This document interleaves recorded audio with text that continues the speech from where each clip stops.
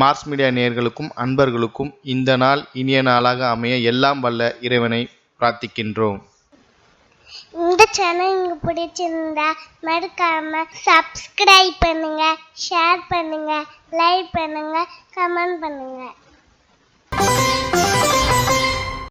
எனதருமை துலாம் ராசி நேர்களே, இன்னைக்கு இந்த பதிவில் நம்ம என்ன பார்க்க போறோம் அப்படின்னா, குரோதி வருடம் வைகாசி மாத ராசி பலன். இந்த வைகாசி மாதத்துல உங்களுக்கு எந்தெந்த கிரகங்கள் அற்புதமா வேலை செய்ய போறது, எந்தெந்த கிரகங்கள் மூலமா நீங்க கவனமா இருக்கணும், பரிகாரமா என்ன பண்ணினா ரொம்ப விசேஷம் அப்படிங்கிறத பத்தில நம்ம இப்ப தெளிவா பார்க்க போறோம். 9-12 கூடைய அதிபதி புத பகவான் மாத ஆரம்பத்துல களத்திர ஸ்தானத்துல இருக்கார். 24/5/2024 இருந்து இந்த புத பகவான் அஷ்டம ராசியான 8ஆம் இடத்துக்கு வந்து சூரிய பகவானோட இணைந்து புதாதித்ய யோகம் பெறார். அடுத்தபடி என்ன, 9/6/2024 இருந்து இந்த புத பகவான் பாக்கியஸ்தானமாகிய 9ஆம் இடத்துக்கு வந்து ஆட்சி அமைக்கிறார். அதாவது பாக்கியாதிபதி பாக்கியஸ்தானத்திலே. இந்த புத பகவான் மாத ஆரம்பத்துல களத்திரஸ்தானத்துல இருக்கிறதுனால கணவன் மனைவி ஒற்றுமை கொஞ்சம் அப்படி இப்படி இருக்கும். அதனால அனுசரிச்சு போறது நல்லது. அதே மாதிரி நண்பர்கள் விஷயத்திலையும் கொஞ்சம் கவனமா இருக்கணும், பேசுற வார்த்தையிலையும் கவனமா இருக்கணும். 24/5/2024 இருந்து இந்த புத பகவான் அஷ்டமராசியான 8ஆம் இடத்துக்கு வந்தாலும் மறைவு அப்படிங்கிறதுனால ஓரளவுக்கு அனுகூலம் உண்டாகும். ஏன்னா சூரிய பகவானுடன் இணைந்து புதாதித்ய யோகம் பெறுவதால் கல்வி பயிலும் மாணவ மாணவிகளுக்கு கல்வியில் முன்னேற்றமான ஒரு சூழ்நிலை நிலவும். எடுக்கிற காரியங்கள் இப்ப அற்புதமா நிறைவேறும்.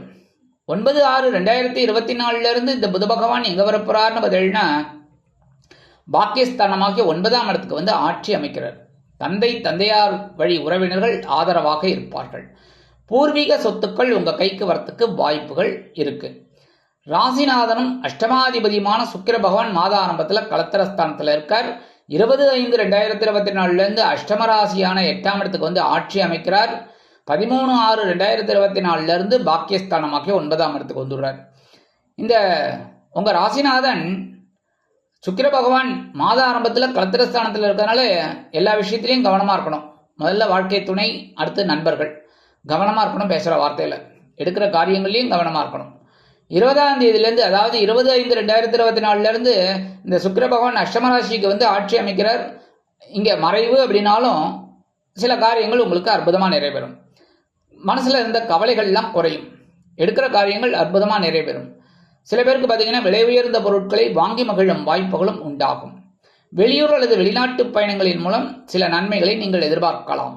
13/6/2024 முதல் இந்த சுக்கிர பகவான் பாக்கியஸ்தானமாகிய 9ஆம் இடத்துக்கு வரதுனால எடுக்கிற முயற்சிகள் எல்லாமே சாதகமாகும். உத்தியோகத்துல நீங்க விரும்பிய உயர்வுகள்லாம் கிடைக்கும். தொழில் வியாபாரமும் நல்லபடியாக நடக்கும். 2-7 கூடைய அதிபதி செவ்வாய் பகவான் மாத ஆரம்பத்தில் பகைருண ரோகஸ்தானத்துல சஞ்சாரம் பண்றார்.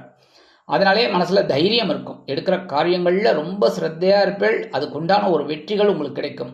சீருடை பணியாளர்களாகிய காவல், இராணுவம், தீயணைப்புத்துறை, மருத்துவத்துறையில் வேலை பார்க்கும் அன்பர்களுக்கு எதிர்பார்க்கும் இடமாற்றம், பதவி மாற்றம், பதவி உயர்வு, சம்பள உயர்வு மிக அருமையாக வந்து சேரும். இந்த நேரத்தில் வாழ்க்கை துணை உங்களுக்கு ரொம்ப அனுசரணையா இருப்பாங்க. அதே சமயம் தனபரமும் உங்களுக்கு அற்புதமாக கிடைக்கும். சில பேருக்கு பார்த்தீங்கன்னா வீடு, மனை, வாகனம் இதெல்லாம் வாங்கக்கூடிய ஒரு யோகம் உண்டாகும்.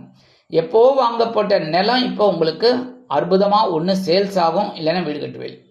31/5/2024 முதல் இந்த செவ்வாய் பகவான் களத்திரஸ்தானமாக 7ஆம் இடத்துக்கு வந்து ஆட்சி அமைக்கிறார்.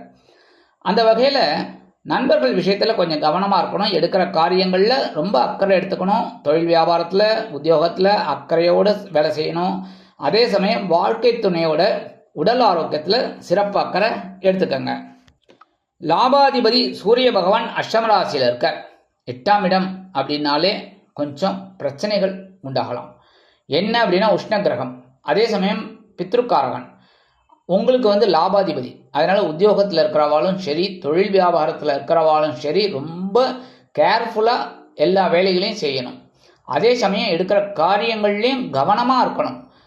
உடல் ஆரோக்கியத்தில் ரொம்ப சிறப்பு அக்கறை எடுத்துக்கோங்க. அதேமாரி அனாவசியமான இந்த சண்டை சச்சரவு இதெல்லாம் வேண்டாம். பக்கத்தில் இருக்கிறவங்க கிட்ட, அதாவது அக்கம் பக்கத்தில், இல்லைன்னா உத்தியோகத்தில் சக ஊழியர்கள், தொழில் வியாபாரம் அப்படின்னு பார்த்தீங்கன்னாக்க நான் ஒன்று நண்பர்கள் இல்லைன்னா கூட்டாளிகள் இவங்க கிட்டெல்லாம் வந்து அனாவசியமான தர்க்கம் வேண்டாம். ஏன்னா வீண் வம்பு வழக்குகள் வரலாம். அப்படிங்கிறதுனால கவனமாக இருக்கணும். இந்த நேரத்தில் ஒரு ஆறுதலான விஷயம் என்னென்னா, சாயா கிரகமான ராகு பகவான் பகைருண ரோகஸ்தானமாகிய 6ஆம் இடத்துல இருக்கார்.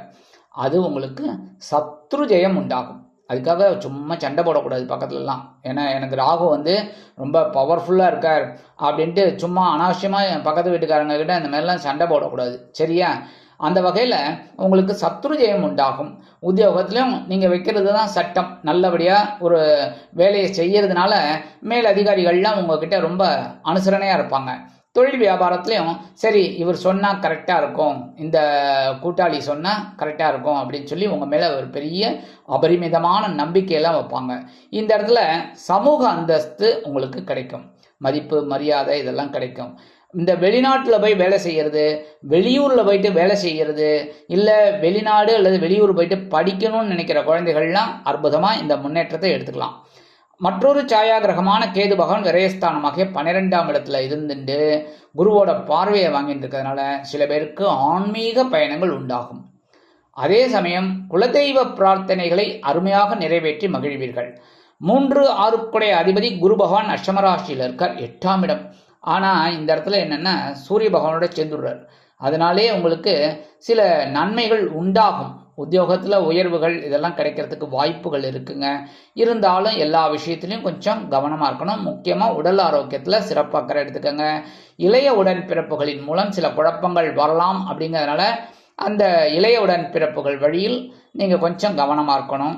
அதே மாதிரி இந்த கடன் வாங்குகிற விஷயத்தில் ரொம்ப கவனமாக இருக்கணும், கேர்ஃபுல்லாக இருக்கணும். அனாவசியமாக கடனை வாங்கிடக்கூடாது. என்ன தேவையில்லாததுக்கெல்லாம் கடனை வாங்கிட்டு மாட்டிக்கப்படாது. அடுத்தபடியாக நீங்கள் இந்த சில பொருட்களை வாங்கணும்னு திட்டம் போட்டீங்க அப்படின்னா உங்ககிட்ட இருந்தால் வாங்குங்க. இல்லை ஓரளவுக்கு சின்ன கடன் வாங்கினா மீட் அவுட் பண்ண முடியும்னா வாங்கிக்கோங்க. இல்லைன்னா கடன் வாங்காதீங்க. இந்த கடன் வந்து அன்பை முறிக்கும். அதனால் அனாவசியமான கடன் சுமையை ஏற்றிக்காதீங்க. மற்றபடி குருவோட பார்வைங்கும் போது சூப்பராக இருக்குது. 12ஆம் இடமாக்கிய அயன சயன போகஸ்தானத்தில் விழுறதுனால உங்களுக்கு அந்த வெளியூர் அல்லது வெளிநாட்டு பயணங்கள் ஏற்படலாம். அதன் மூலம் உங்களது வாழ்க்கையில் நன்மைகள் நடைபெறும். ஆன்மீக பயணங்களில் நாட்டம் கொள்வீர்கள். குலதெய்வ பிரார்த்தனைகளை நிறைவேற்றி மகிழ்வீர்கள். அதே மாதிரி இந்த குரு பகவானுடைய 7ஆம் பார்வை உங்களோட தனவாக்கு குடும்பஸ்தானமாக்கி 2ஆம் இடத்துல விழுறதுனால இந்த செலவுகளை சமாளிக்க ஒரு தனவரவு கண்டிப்பாக வந்து சேரும். அடுத்தபடியாக 9ஆம் பார்வையாக உங்கள் சுகஸ்தானத்தை விழுறதுனால சுகஸ்தானம் பலமடைகிறது. அதனாலேயே சில பேருக்கு பார்த்தீங்கன்னா ஒரு எக்ஸஸ் பணம் வரத்துக்கு வாய்ப்புகள் இருக்குது. அதை வச்சு ஒரு ஏதாவது சொத்து வாங்கிறதுக்கு வாய்ப்புகள் இருக்குது. ஆக குரு பகவான் அஷ்டமராசியில் இருந்து இந்த மாதிரி பிரச்சனைகள் உண்டாகும் அப்படின்னாலும் குருவோட பார்வை உங்களை பக்க பலமாக காப்பாற்றும். அடுத்தபடியாக 4, 5 அதிபதி சனீஸ்வர பகவான் பஞ்சமஸ்தானத்தில் இருக்கார். இவர் தான் சுகாதிபதி, பஞ்சமாதிபதி. இந்த சுகாதிபதியும் பஞ்சமாதிபதியுமான சனீஸ்வர பகவான் பஞ்சமஸ்தானத்திலே இருக்கிறது ரொம்ப விசேஷம். இப்போ தான் உங்களோட ஆட்டமெல்லாம் ஆரம்பம். இனிமேல் தான் நீங்கள் வந்து அதிரடியாக எல்லாமே ஆட போகிறீங்க. கொஞ்சம் கொஞ்சமாக ஒரு முன்னேற்றம் உங்களுக்கு வந்துக்கிட்டு இருக்கு. அந்த முன்னேற்றத்தை நீங்கள் அற்புதமாக எடுத்துக்கணும். சரியா? அதேமாரி குழந்தைகளின் மூலம் சில மனக்கிலேசங்கள் இருக்கலாம். அதனால் இந்த சனி பகவான் வழிபாடு பண்ண உங்களுக்கு கண்டிப்பாக குழந்தைகளின் மூலம் இருக்கக்கூடிய பிரச்சனைகள் தீரும். பரிகாரமாக என்ன பண்ணினா ரொம்ப விசேஷம் அப்படின்னு பார்த்தீங்கன்னா மகாலட்சுமி தாயாரை தினந்தோறும் வழிபாடு பண்ணணும். சரியா? அடுத்தபடியாக எம்பெருமான் முருகப்பெருமான். ஏன்னா இந்த செவ்வாய் பகவான் உங்களுக்கு வந்து 2ஆம் இடத்து அதிபதி, 7ஆம் இடத்து அதிபதி. அவர் வந்து 7ஆம் இடத்துக்கு வரப்போகிறார். அதாவது களத்திராதிபதி களத்திரஸ்தானத்திலே ஆட்சி அமைச்சு சஞ்சாரம் பண்ண போகிறார் 31/5/2024 அதனாலே முருகப்பெருமான வழிபாடு பண்ண இந்த மனக்குறைகள்லாம் தீரும். அடுத்தபடியாக கால பைரவரை மனசார தியானம் பண்ணுங்கோ. அஷ்டமி அது வளர்பிறை அஷ்டமியாக இருந்தாலும் சரி, தேய்பிறை அஷ்டமியாக இருந்தாலும் சரி, கால பைரவரை வழிபாடு பண்ணுறது ரொம்ப விசேஷம். அடுத்தபடியாக நவ கிரகங்களில் உள்ள குரு பகவானை வியாழக்கிழமைகளில் நெய் தீபமேற்றி வழிபாடு பண்ணுங்கோ. இந்த சின்ன சின்ன பரிகாரங்கள் பண்ண குரோதி ஆண்டு இந்த வைகாசி மாதம் ஒரு அற்புதமான திருப்பங்களை தரும் மாதமாக அமையும் என்று கூறி விடைபெறுகிறேன். நன்றி, வணக்கம். மீண்டும் ஒரு அருமையான பதிவில் நான் உங்களை மனமகிழ்ச்சியோடு சந்திக்கிறேன். வாழ்த்துக்கள். வாழ்க வளமுடன். இந்த சேனல் உங்களுக்கு பிடிச்சிருந்தா மறக்காம சப்ஸ்கிரைப் பண்ணுங்க, லைக் பண்ணுங்க, ஷேர் பண்ணுங்க.